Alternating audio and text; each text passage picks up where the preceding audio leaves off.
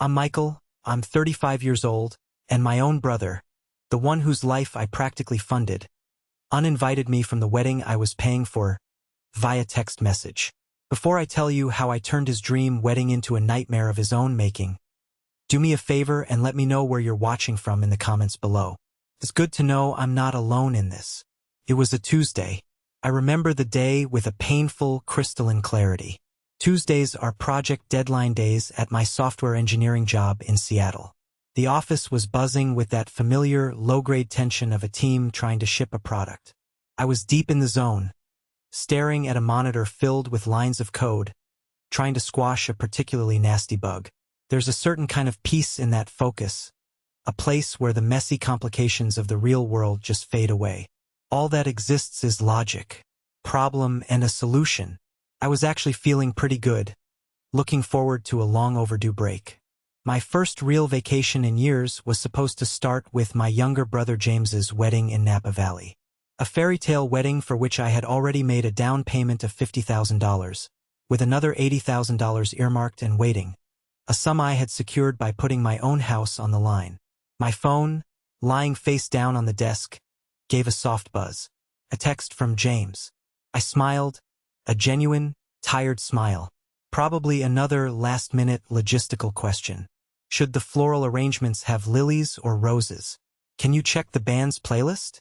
I picked up the phone, my thumb swiping across the cool glass. The words appeared, stark and black against the white background. They didn't make sense at first. My brain tried to parse them as a joke. Hey man, so Sarah and I decided we want to keep the wedding super intimate. You know?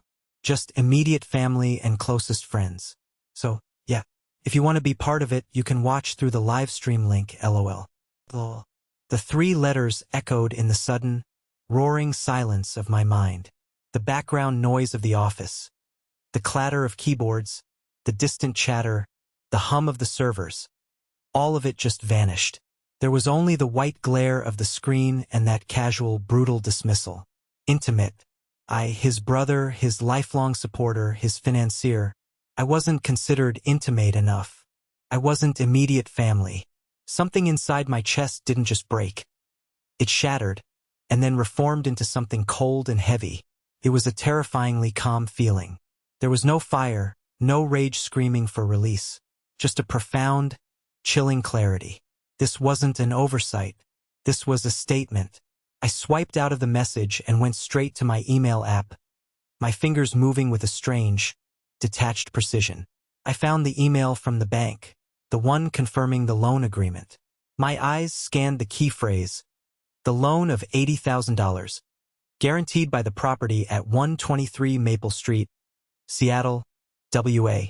My property, my home, the one thing I had worked my entire adult life to achieve. I took a screenshot of James's text. Then I took a screenshot of the loan agreement confirmation. I didn't reply to him. The desire to scream, to demand an explanation, was completely absent. In its place was a cold, methodical purpose. I created a new folder on my phone.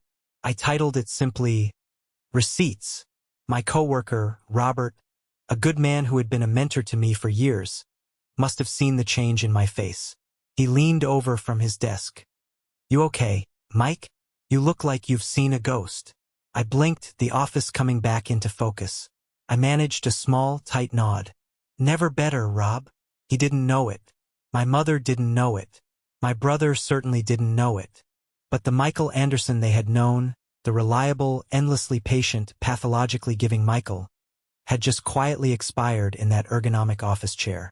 The man who stood up, his joints popping softly in the silent room, was someone they had never met, and they were about to get to know him very, very well. To understand the calmness that settled over me, the chilling lack of rage, you have to understand the debt I thought I owed. Not a financial debt, but a deeper, more corrosive kind. It was a debt of guilt, of responsibility, of a promise made to a dying man. For 20 years, I had been paying it off one piece of my life at a time. It all started, as these things often do, with a messy divorce. I was 15 when my parents' marriage finally imploded. I was old enough to understand the coded insults, the bitter silences, the nights my mother, Evelyn, would sit at the kitchen table, a single lamp illuminating her tear-streaked face as she stared at a pile of bills. James was only 12, and my mom wrapped him in a cocoon of fierce, protective love. He was the sensitive one, the one who needed to be shielded from the ugliness. I was the strong one, the one who was expected to understand and endure. After my father moved out, and then across the state, his presence in our lives faded from a reality to a biannual phone call. Mom got custody of us both, and with that, she inherited the crushing weight of being a single parent with a receptionist's salary. I saw her exhaustion, the permanent worry etched in the lines around her eyes. So I stepped up. I got my first job at 16, flipping burgers at a local diner called The Corner Spot. I can still smell it, a mix of sizzling bacon, fried onions, and stale coffee. I'd work the dinner shift after school, come home smelling like grease, and put my meager cash earnings into a ceramic jar on the kitchen counter. The jar was for groceries for the electric bill. But to James, it was just there. He'd breeze in from soccer practice, handsome and effortlessly charming, rifle through the jar, and pull out a 10 or a 20. Movie with the guys, big bro. Thanks, he'd call out, flashing that $1,000,000 smile that always seemed to absolve him of everything. My mom would just watch him go, a fond, tired look on her face. If I ever protested, she'd pat my arm. "Oh, Michael, let him be a kid. He's been through so much. We had all been through so much." But somehow only his pain seemed to count. The first major installment on this debt was his college fund. Or rather, the lack of one. James, with his good grades and charisma, got accepted into a prestigious private university on the East Coast. It was his dream, a world away from our modest Seattle suburb. My mom was bursting with pride, but it was a pride laced with sheer panic. The tuition was more than her annual salary. I was 20 by then, working a junior developer job. I was finally making real money, my own money. I had a small savings account, the beginning of a dream to one day own my own place. I had plans. But then I saw my mother's face, so desperate to give her golden boy the world. I saw James, practically vibrating with excitement, and I saw my own small dreams, and they seemed selfish in comparison. The strong one had to be strong. "Don't worry, Mom. I'll take care of it," I said. For the next 4 years, a significant portion of my salary was wired directly to the university's bursar's office. I lived in a cramped apartment with a roommate and a perpetually leaky faucet while James posted photos of his dorm parties and spring break trips. My sister, Clara, younger than both of us, was the only one who ever questioned it. She was the quiet observer, the one who saw the imbalance. She found me one night, staring at my bank account online, the balance depressingly low after a tuition payment. "Is this right, Michael?" she asked, her voice soft. "He doesn't even have a part-time job." I gave her the standard answer, the one I'd been telling myself. "He needs to focus on his studies, Clara. He has so much potential." The next brick in the wall of my servitude was the car.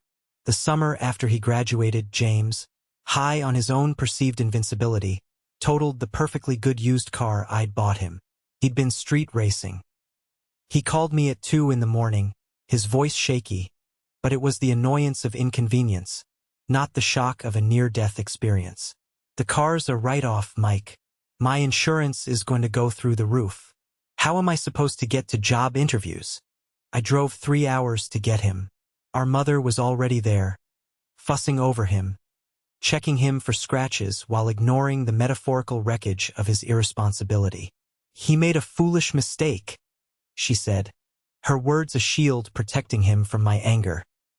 "He's a good boy at heart, a 22-year-old good boy." I ended up co-signing the loan for a brand new sedan. My credit score, which I had painstakingly built, was now shackled to his recklessness. But the real anchor, the one that chained me to this role for over a decade, was the promise.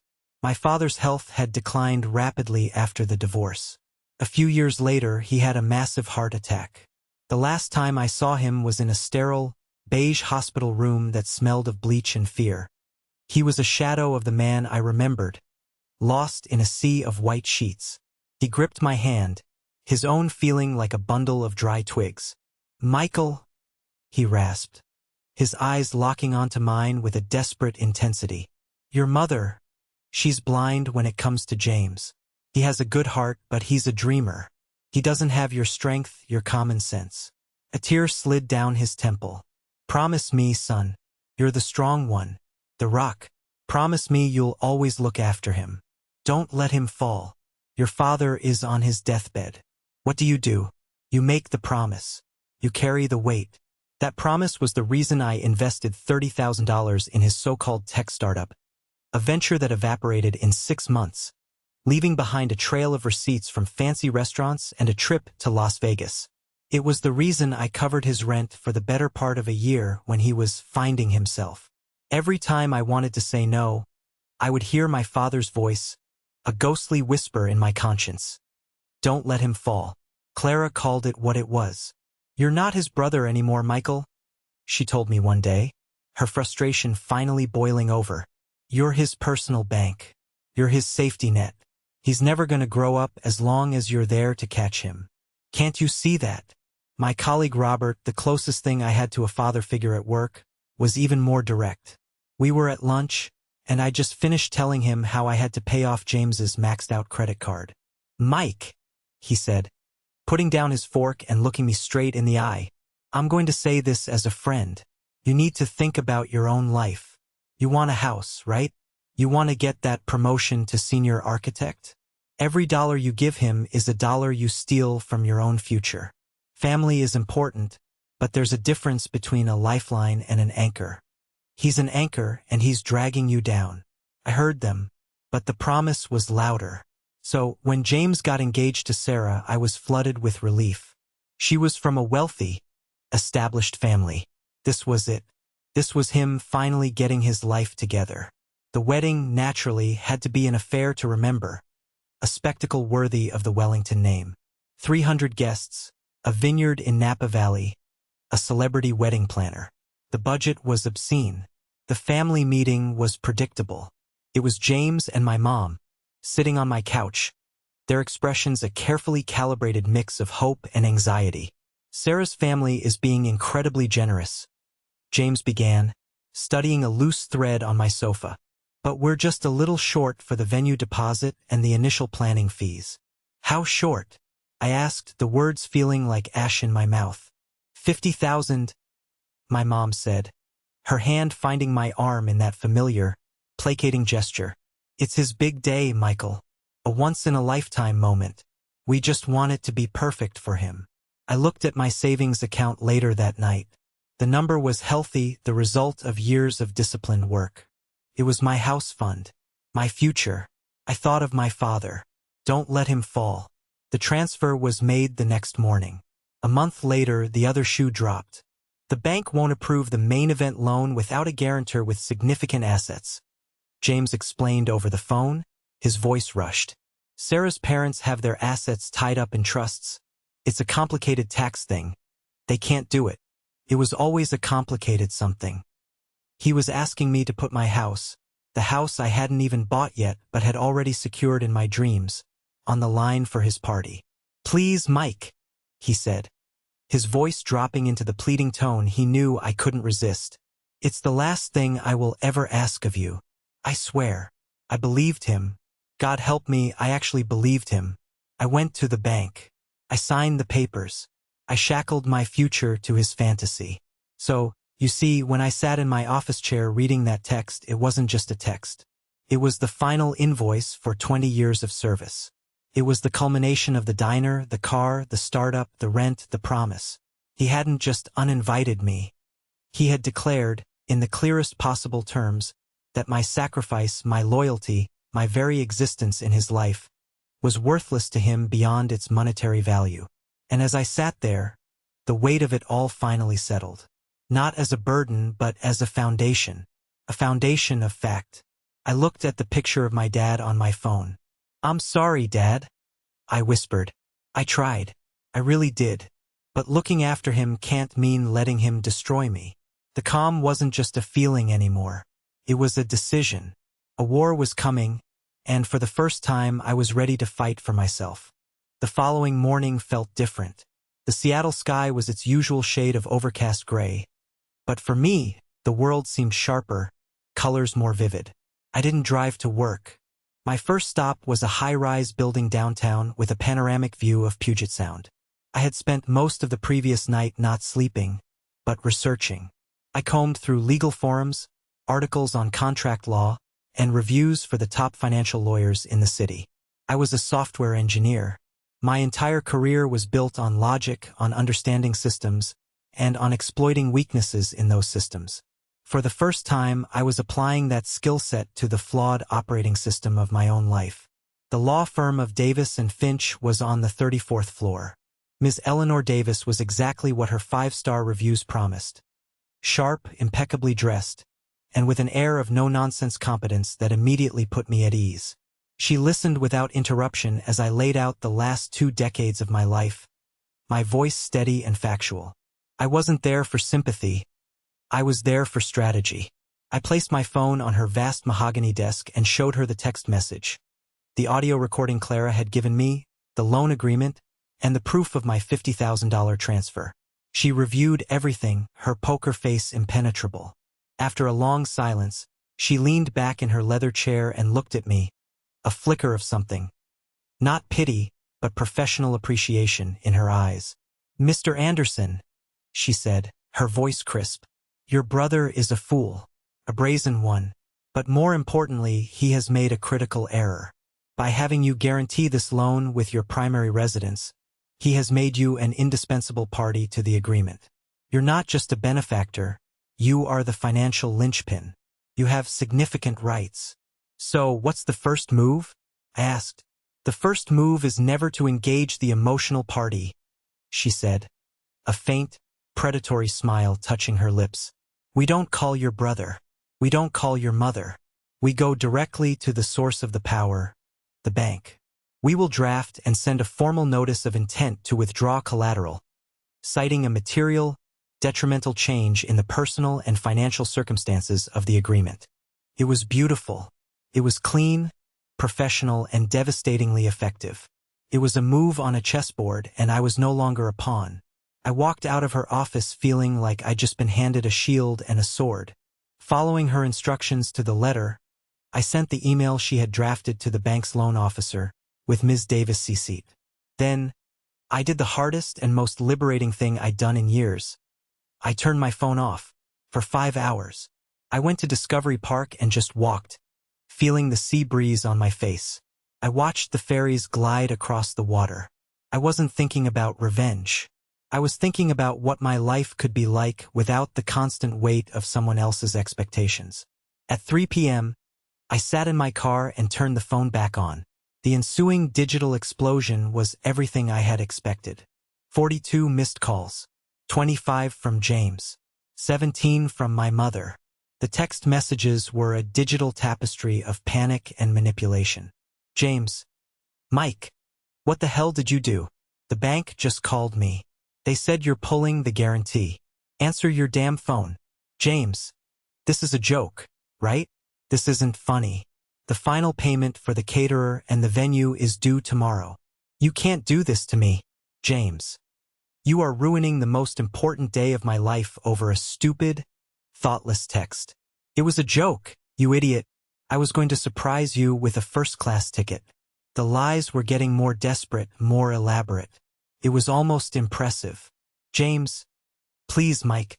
Please call me. We can talk this out. I'm sorry. Okay. I am so sorry. Just please, fix this. You're the only one who can." Then my mother's messages. Each one a carefully crafted guilt trip. "Mom. Michael Thomas Anderson, I don't know what game you are playing, but your brother is beside himself. You need to call the bank and fix this immediately. He is your family, and you are tearing it apart. Mom. I did not raise a son to be this cruel and vengeful. Your father, God rest his soul, would be ashamed of what you are becoming." The mention of my father was a low blow, designed to hit me where I was weakest. But the shield of clarity, forged in the fire of that text message, held strong. I didn't reply. I just watched the messages pour in, each one a confirmation that I had made the right choice. That evening, as expected, the doorbell rang. Through the peephole, I saw my mother's face, tight and furious. I took a deep breath and opened the door. She stormed in, her purse clutched like a weapon. "How could you, Michael? After everything we've done for you, after all the sacrifices." The absurdity of her words made me want to laugh. Sacrifices? Mom, look around this apartment. I paid for it. The food in my fridge, the clothes I'm wearing, I earned all of it. Just like I earned the money for James's college degree. His car, his failed business, and this ridiculously expensive wedding he felt I wasn't good enough to attend. "He is your brother," she retorted, her voice rising with an indignation that baffled me. "It is your duty as the older, more successful one to help him. He needs this wedding for his future, for his connection to Sarah's family. You are being selfish and you are embarrassing all of us." "The only person he's embarrassing is himself," I said, my voice dangerously calm. "He made a choice. He's just not used to his choices having consequences. He's always had me to erase them. You need to know your place in this family, Michael," she said, her voice dropping to a low, intense hiss. "James is the one who needs support. You've always been the stable one. Your role is to be the rock. It's not your place to have hurt feelings. Not my place to have hurt feelings." That was it. That was the core of it all. I wasn't a person to her. I was a utility, a resource, a function. "No, Mom," I said, and the coldness in my own voice surprised me. "My role is to be a son, not a servant. My place is in a life I build for myself. I am done being the rock for everyone else to stand on. This conversation is over." I walked to the door and held it open. "I think you should leave now." The shock on her face was absolute. In 35 years, I had never defied her, never stood up to her manipulations. She stared at me as if I were a stranger, then turned on her heel and left, slamming the door so hard a picture frame on the wall rattled. The silence she left behind was heavy. For a moment, the shield wavered. The voice of doubt whispered, "Are you the monster they think you are?" Then, another knock, softer this time. It was Clara, my quiet, loyal sister. The moment I opened the door, she stepped in and wrapped me in a fierce hug. She didn't say anything for a long time. She just held on. "I'm so proud of you, Michael," she finally whispered into my shoulder, and I felt the last of my doubt wash away, replaced by a wave of gratitude. We sat on the couch and I showed her everything. The text, the lawyer's email, the flood of messages from James and our mother. She just listened, her expression a mixture of sadness and grim validation. "I knew this day would come," she said. "I just prayed you'd find the strength before they took everything from you." She bit her lip, then pulled out her phone. "There's something you need to hear. I felt sick about keeping this for almost a year, but I didn't want to be the one to break your heart. But now you need to hear the truth." From his own mouth. She explained about the accidental recording, the pocket dial. She pressed play. The audio was sickeningly clear. It was James, his voice full of jovial arrogance, talking to one of his friends. "No, man, Michael's covering most of it," he was saying, followed by a chuckle. "You know him. He's basically a walking wallet. As long as you play the 'I look up to you' big bro card and make him feel like the responsible one, he'll sign anything. It's actually kind of pathetic, but hey, it works for me. A walking wallet. Pathetic." The air rushed out of my lungs in a silent gasp. It's one thing to suspect a terrible truth.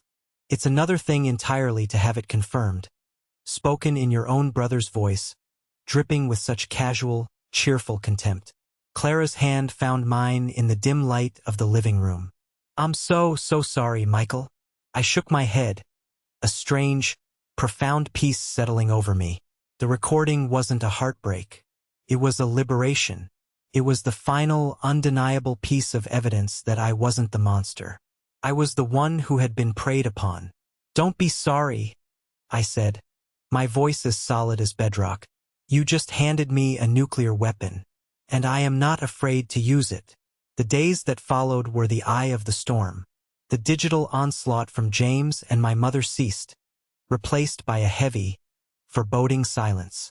I knew they were panicking, likely scrambling to find another source of funding or another way to manipulate me. They were reacting. I, on the other hand, was being proactive. My grief had burned away, leaving behind a cold, sharp focus. I wasn't waiting for their next move. I was preparing my final one. My life became compartmentalized. By day, I was Michael Anderson, senior software engineer, methodically closing out my projects before my vacation. At lunch and in the evenings, I was Michael Anderson, client, deep in strategic preparation with my lawyer. Ms. Davis was a master. She had me document every financial contribution I'd ever made to James, from the big-ticket items like tuition to the smaller, consistent ones like covering his car insurance or credit card bills. "We're building a narrative, Michael," she explained, her pen flying across a legal pad. "A clear, undeniable history of financial dependency and exploitation." It was during this meticulous preparation that we uncovered the next layer of his deceit. Reviewing the loan application James had submitted to the bank, Ms. Davis paused, tapping a section with her pen. "This is interesting. He's listed your future father-in-law, Mr. David Wellington, as a pending co-guarantor. What does that mean?" I asked. "It implies that Mr. Wellington has agreed in principle to co-sign, and his signature is just a formality. Is that your understanding?" "No," I said, a cold feeling creeping up my spine. "James explicitly told me Sarah's family couldn't co-sign because their assets were tied up in complex trusts. He said it was a tax issue." Ms. Davis's lips thinned into a grim line. "Let me make a call." She had a vast network, a web of contacts built over 30 years in law and finance. She spoke for 20 minutes in quiet, coded language to someone at the bank. When she hung up, she looked at me with an expression that was both grim and triumphant. "As I suspected," she said, "no one from the Wellington family or their legal team has ever communicated with the bank regarding this loan. Your brother put David Wellington's name on a federal loan application without his knowledge or consent. That, Michael, elevates this from a family squabble to potential bank fraud. The audacity of it was breathtaking. He wasn't just using me. He was using a man like David Wellington, a titan of finance, as a pawn in his pathetic scheme. The house of cards wasn't just flimsy. It was built on a foundation of criminal lies. I now had a weapon that could not only win the battle but annihilate his entire position. The other side, unaware of the depth of their exposure, made one last clumsy attempt at manipulation. One evening, my phone rang. It was Alex, James's best man. "Mikey, my man," he began, his voice dripping with a practiced, buddy-buddy sincerity. "Listen, I know you're pissed. You have every right to be. James is being a complete idiot. We all know that." I remained silent, letting him spin his web. "But this is getting out of hand, man," he continued. "He's a wreck. Sarah's crying all the time. Can't you just find it in your heart to forgive him? For the sake of the family. He's really sorry. He told me so himself. He just sucks at saying it." I thought of the audio recording. Pathetic. I thought of the fraudulent loan application. David Wellington. "Let me ask you a question, Alex," I said, my voice devoid of any warmth. "Is he sorry for what he did? Or is he sorry that I found out and that there are now consequences?" The silence on his end was telling. "Look, Mike, it's complicated." "No, it's not." I cut him off, the last vestiges of my patience gone. "It's very simple. Tell James that his window for mediation has closed. Tell him my lawyer will be in touch. And then lose my number." I hung up the phone before he could stammer out another word. The final move was made by the bank. Faced with a legally volatile situation, they scheduled a mandatory resolution meeting. An email with a calendar invitation arrived, formal and cold. The required attendees, myself and Ms. Davis, James and Sarah, the bank's regional loan manager, a Mr. Harris, and, crucially, Mr. David Wellington. Ms. Davis called me the moment she received it. "This is the endgame, Michael. This is where it all happens. We walk in there, present the facts, and you make your final declaration. You don't have to say a word to them directly if you don't want to. I can handle all of it. It was a tempting offer. A month ago I would have gratefully accepted, hiding behind her strength. But that Michael was gone. No, Ms. Davis, I said, looking at my own reflection in the dark window of my apartment. I appreciate that, but I need to do this myself. I'll be there, and I'll be the one who speaks. I want to look him in the eye when his world comes crashing down. I wanted to witness the moment the walking wallet stood up and cashed out. The storm was no longer on the horizon. It was scheduled for 10 a.m., Thursday, in a conference room on the 40th floor, and I was walking in as the calm, controlled eye of it all. The conference room on the 40th floor of the bank's corporate headquarters was designed to intimidate. A long, dark mahogany table reflected the grim, gray Seattle sky. The chairs were black leather and unforgiving.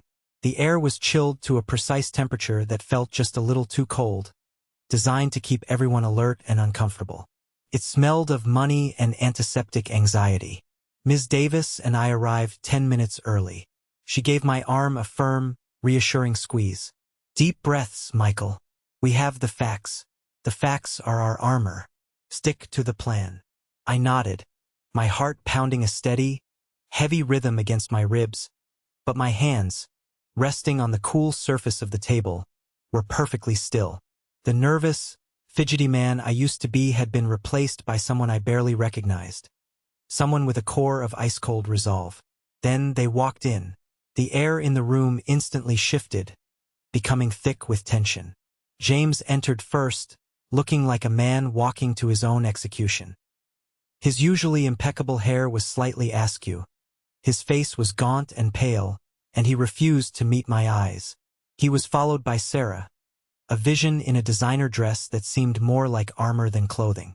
Her face was a carefully constructed mask of haughty indignation, but her eyes darted around the room, betraying a deep-seated panic.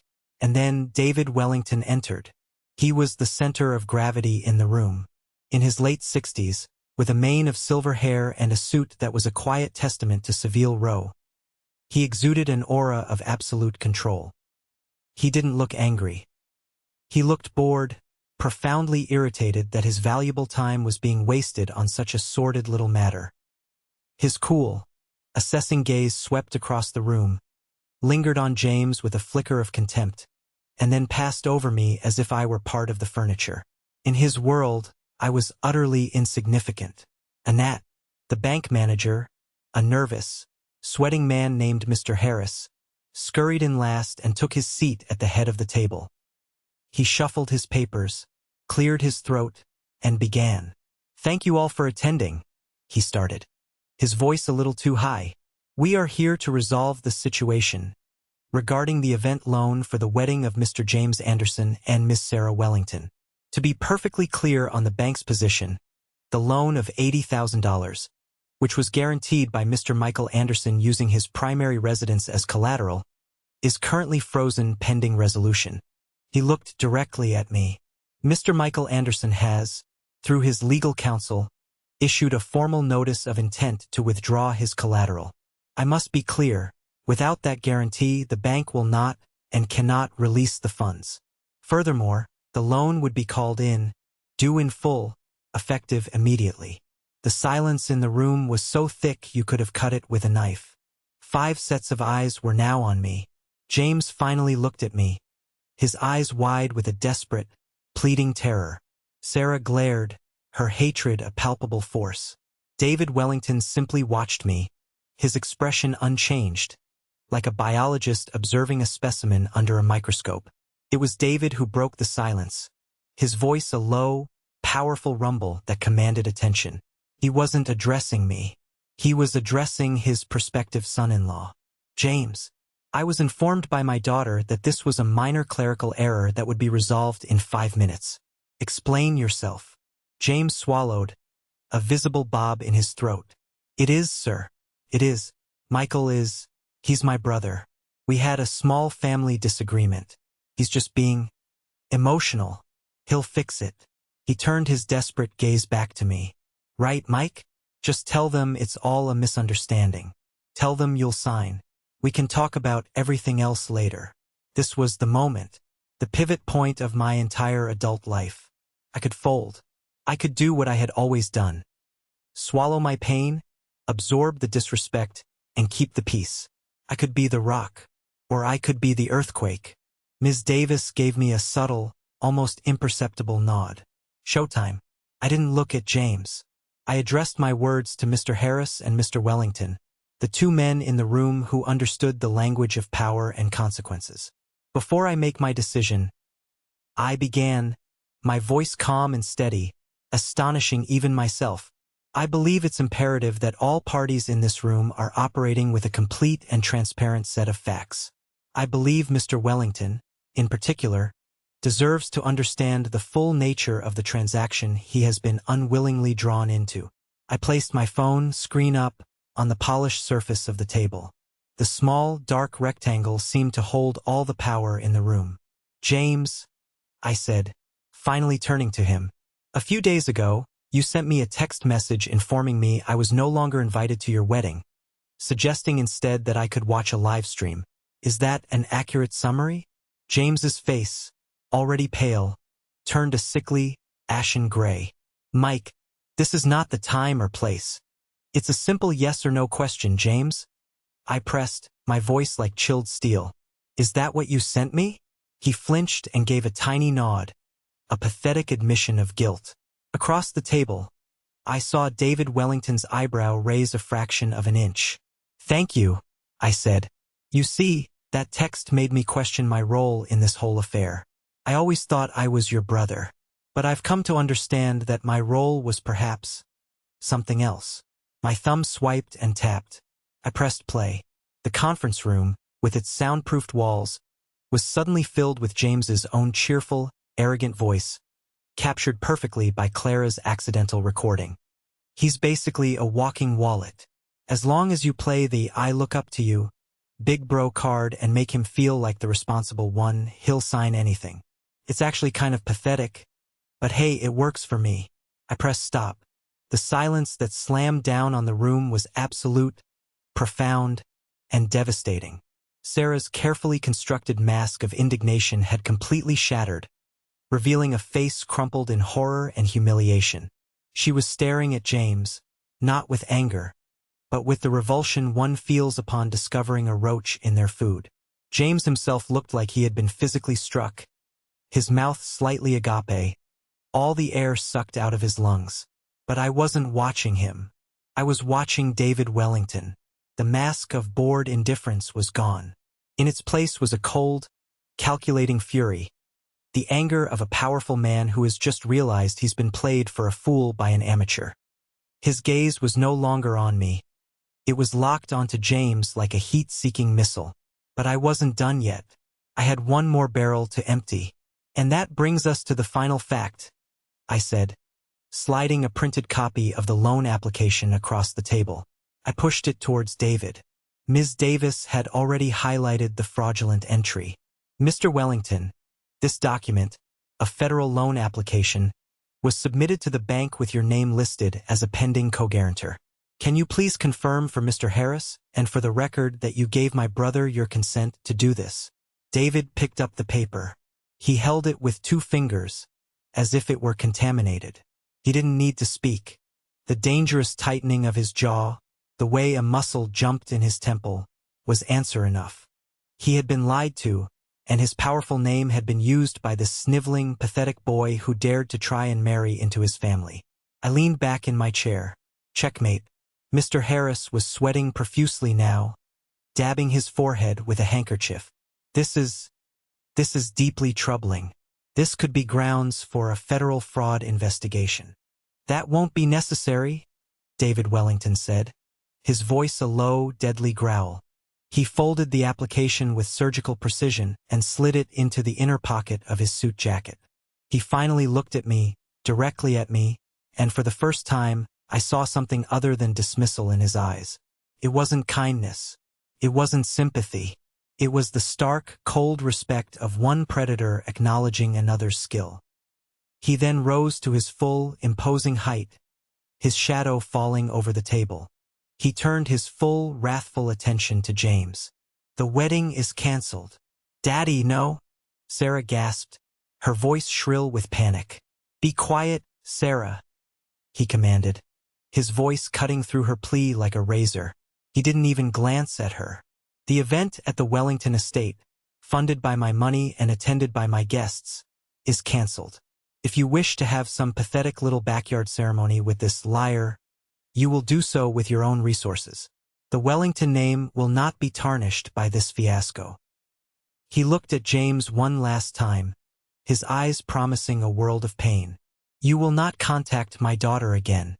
You will not come near my family or my business interests. If you do, I will unleash a team of lawyers on you that will make you nostalgic for the day you were born." With a curt, almost imperceptible nod in my direction, David Wellington turned and strode out of the room, leaving a crater of silence in his wake. Sarah was now sobbing uncontrollably, her face buried in her hands. James sat frozen, his world utterly and completely demolished in the space of 5 minutes. Mr. Harris, looking terrified, turned back to me. "Well, in light of all that, Mr. Anderson, your final decision regarding the collateral." I stood up, feeling a strange lightness. I looked at my brother, this broken stranger across the table. There was no joy, no sense of victory, just a quiet, profound, and final sense of release. "No, Mr. Harris," I said, my voice clear and steady. "I will not be signing. I am officially withdrawing my collateral, effective immediately." Ms. Davis gathered our things. We walked toward the door, leaving the wreckage behind. As the heavy door clicked shut behind us, I didn't look back. There was nothing left there for me to see. The moment the conference room door clicked shut, it felt like a pressure valve had been released inside my own head. The air in the hallway, still chilled and sterile, felt different. I could breathe again. Walking towards the elevator, I didn't feel the triumphant adrenaline I might have expected. There was no urge to celebrate. Instead, there was just a vast, quiet calm. It was the feeling of a long, debilitating fever finally breaking, leaving behind a profound sense of exhaustion and peace. Ms. Davis walked with me out of the building and onto the bustling Seattle street. The city sounds, the traffic, the distant ferry horn, the chatter of pedestrians, felt grounding, real. "You were magnificent in there, Michael," she said, her usual professional demeanor softening slightly. "You were controlled, you were factual, and you were absolutely devastating. I've seen seasoned litigators with less composure." "I couldn't have done it without you, Ms. Davis," I said, and I meant it. "Thank you for helping me find my voice."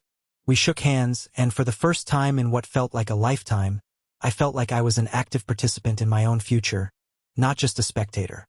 The official wedding day, the day that had once loomed so large on my calendar, came and went a week later with barely a ripple in my life. I only knew because Clara called me. There was no grand celebration in Napa, no string quartet, no 300-guest banquet. Clara had heard through the family grapevine, which was now buzzing with a garbled, sensationalized version of the story, that Sarah had gone through with it. Against her father's explicit wishes and without a penny of his money, she and James had held a small, hasty ceremony in the backyard of her mother's modest suburban home. A cousin had posted a few photos on a private social media page before being told to take them down. Clara described the images to me. A handful of guests looking awkward on mismatched lawn chairs, wilting store-bought flowers, and James and Sarah standing under a cheap-looking trellis. She said James looked like a ghost at his own wedding, his eyes hollow. Sarah's smile, Clara said, didn't reach her eyes. It was a brittle, desperate slash of red lipstick. My mother, Evelyn, was in the background of one photo, her face a thunderous mask of fury and defeat. I was, of course, not invited. This time, the exclusion didn't even register as a slight. It was simply a fact, as relevant to me as the weather in a distant country. I spent that Saturday reclaiming my own life. I took Robert's long-standing advice and drove up to the Mount Si Trail. I hiked for hours, feeling the satisfying burn in my lungs and the ache in my thighs as I pushed myself up the steep incline. At the summit, I stood on a rocky outcrop, the wind whipping my hair across my face, and looked out at the breathtaking expanse of the Cascade Mountains. It felt like the wind was scouring away the last residue of the past 20 years, blowing away the guilt, the obligation, the suffocating weight of that promise. I wasn't a brother, I wasn't a son, I wasn't a walking wallet. I was just a man on a mountain, and for the first time that felt like more than enough. The final confrontation came a few days later. I knew it was inevitable. The knock on my apartment door was hesitant, almost timid. I opened it to find James. The change in him was shocking. The confident swagger, the expensive clothes, the easy charm, it had all been stripped away. He was thin, sallow-skinned, his eyes sunken and haunted. He looked like a man who had been hollowed out from the inside. Can I come in?" he asked, his voice a hoarse whisper. I wordlessly stepped aside. He shuffled into my apartment, a place he had never once bothered to visit, and looked around with the bewildered air of a castaway. He couldn't meet my eyes.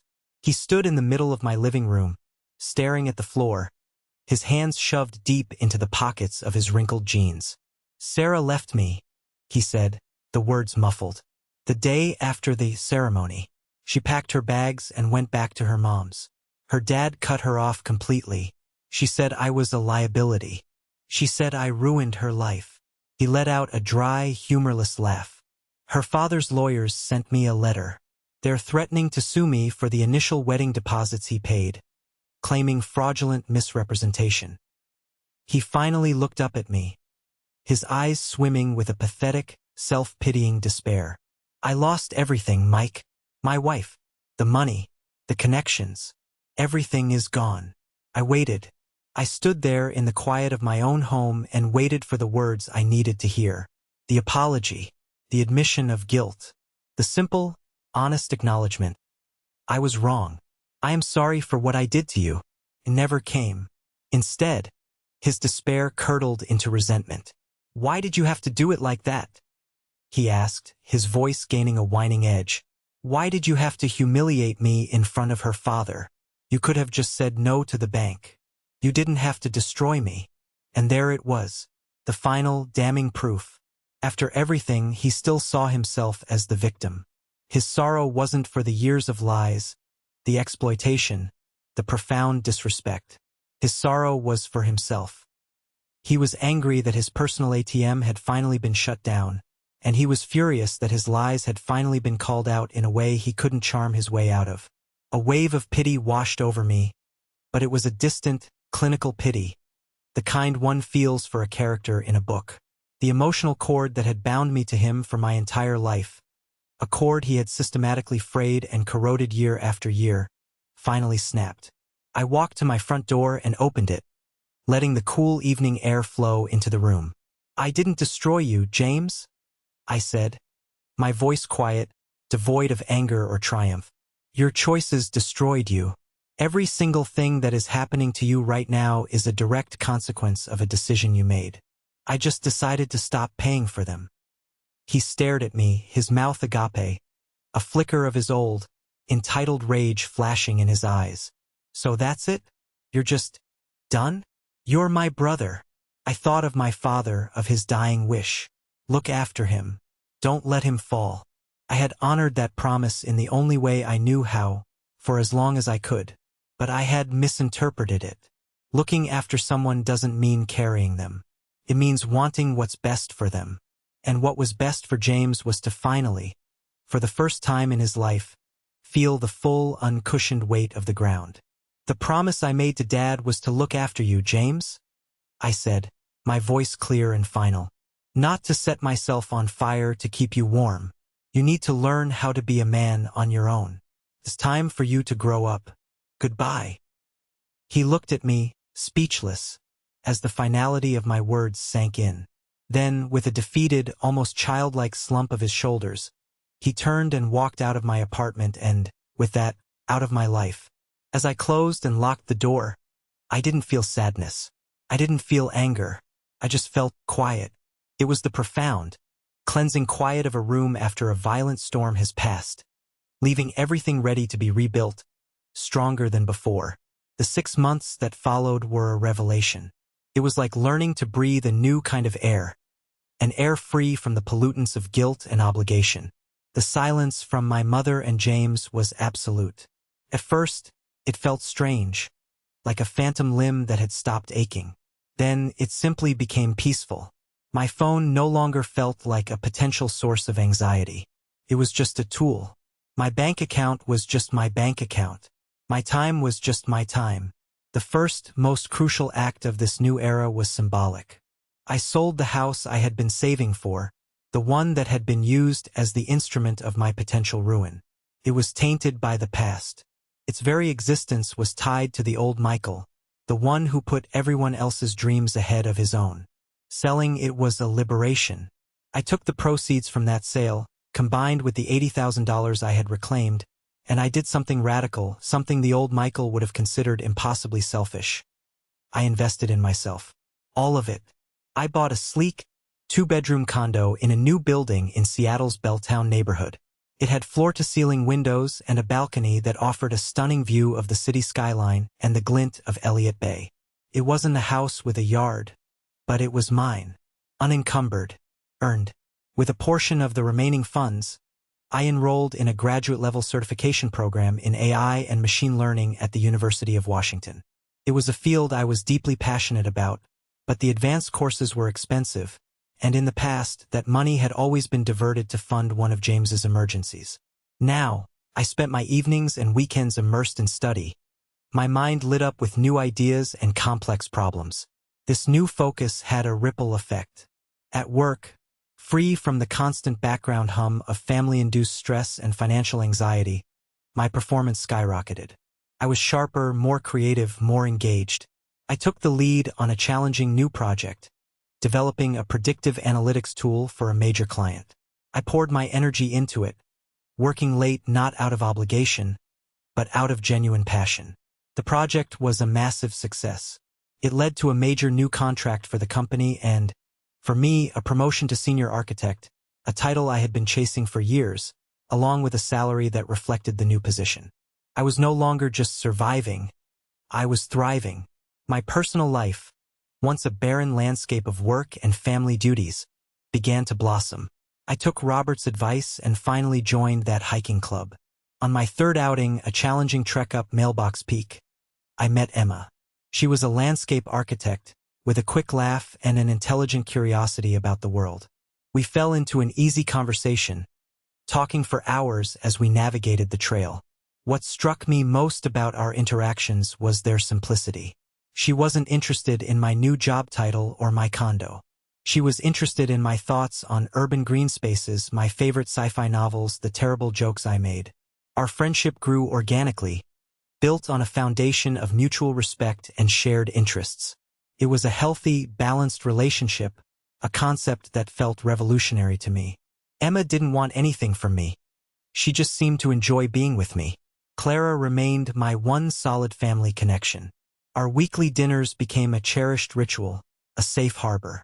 She was my link to the past, but also my partner in building a new future. She told me our mother, Evelyn, was bitter and isolated.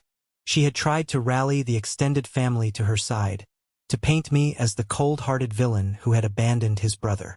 But Clara, in her quiet, steely way, had intervened. She had calmly and factually told our aunts and uncles the full story, complete with the walking wallet recording. Faced with the undeniable truth, most of them had retreated horrified, leaving my mother alone with her golden boy. James, Clara said, was working a retail job at a big box store. He was living in a small, rundown apartment in a rough part of Tacoma. He was paying his own rent for the first time in his adult life. He was struggling, but he was surviving. It was a harsh, necessary education. One evening, I was scrolling through LinkedIn, updating my profile with my new promotion, when I received a message request. The name Lisa Moreno was vaguely familiar. The profile picture showed a confident-looking woman in her early 30s. Her message was brief and to the point. "Hi Michael, you probably don't remember me. I'm an analyst at a wealth management firm now, but I dated your brother James for a while back in my early 20s. A colleague of mine is a distant cousin of the Wellingtons, and I heard a heavily redacted version of the story about the canceled wedding and the financial dispute. I did some digging. I just wanted to reach out and say that I am so incredibly glad you stood up for yourself. You did the right thing." I was floored. I remembered Lisa. She had been bright, funny, ambitious. I had liked her. Their breakup had been abrupt and unexplained. I typed back a short message, thanking her for her kind words. A minute later, she replied. "He did the same thing to me. Smaller scale, but the same playbook. He sold me on this brilliant tech startup idea he had. I was young, I believed in him, and I invested $10,000. It was every penny I had saved. He promised me equity, a future. 3 months later, he broke up with me over a text message, and I never saw a cent of that money again. He told me the business failed, that it was just a bad investment. A year later, I found out from a mutual friend that he'd used the money to fund a 6-week, find-yourself trip to Europe with his buddies. I was devastated and too embarrassed to do anything about it. I just ate the loss. Seeing that a man like David Wellington was holding him accountable, it felt like a cosmic balancing of the scales. Stay strong. You deserve every good thing that's coming to you. I read her message 3 times. It was the final piece of the puzzle, the one that erased the last lingering shadow of a doubt. This wasn't a flaw in James's character. This was his character. He was a user, a predator who preyed on the trust of people who cared about him. His behavior wasn't a series of mistakes. It was a method. That week, when Clara came over for dinner, I showed her the messages from Lisa. She read them, her face growing sad but not surprised. "Some people are just who they are, Mike," she said softly. "I know," I replied, looking out at the city lights from my balcony, a city that now felt like my own. But the good news is, so am I. We didn't talk about the past anymore that night. We talked about a new restaurant Clara wanted to try, about a difficult coding problem I was solving, about a weekend trip to the coast Emma and I were planning. We talked about life. My life. And for the first time, it felt full of infinite possibility. So that's my story. It's been just over a year since that day in the bank's conference room. The day my old life ended and my new one began. I don't have any contact with James or my mother. Clara is the bridge, and she gives me sparse updates when I ask. James is still working his retail job. My mother still complains to anyone who will listen that she has been abandoned by her ungrateful son. Their narrative hasn't changed. But it's no longer my story. It's just noise, a broadcast from a distant station I no longer tune into. Every morning now, I make a cup of coffee and stand on my balcony. I watch the city wake up, the ferries tracing white lines across the gray water of the bay. I don't feel the burning anger or the sharp sting of betrayal anymore. In fact, when I think of them, I feel very little at all. And that profound neutrality, that quiet indifference, is the surest sign of healing. It's the scar that no longer aches when it rains. I used to think about all the money, the years of lost savings, the opportunities one deferred. I saw it as a massive loss. But I don't see it that way anymore. It was the most expensive, most painful education I could have ever received. But the lesson it taught me was priceless. The lesson is this: your value as a person is not determined by your utility to others. It is not measured by how much you can give, how much you can endure, or how much you can sacrifice for them. Your worth is not a commodity to be traded for their love or approval. It is inherent. It is in your character, your integrity, and most importantly, in the respect you hold for yourself. For 20 years, I allowed my family to define my worth. I accepted the role they assigned me. The rock, the stable one, the endless financial well, the keeper of a promise to a dying man. I thought that by playing that role I was being a good son, a good brother. But I wasn't. I was just enabling their dysfunction and erasing myself in the process. My true value wasn't in my bank account. It was in the spine I finally discovered I had. It was in the strength of the man who learned, at 35 years old, how to say a clear, unequivocal no. Sometimes, the most compassionate thing you can do for another person is to step back and allow them to finally meet the consequences of their own choices. And the most compassionate thing you can do for yourself is to walk away from anyone who sees you as a means to an end, a wallet instead of a human being. That $80,000 wasn't the price of a wedding. It was the ransom I paid to free myself. and it was, without a single doubt, the best money I have ever spent. Thank you for listening to my story. I hope it touched you in some way, and maybe served as a reminder of your own worth. Have you ever been in a situation where you had to choose between your own well-being and the expectations of others? Let me know in the comments below. I'll be reading them, and if the story resonated with you, please consider hitting that like button and subscribing for more content. You're not alone.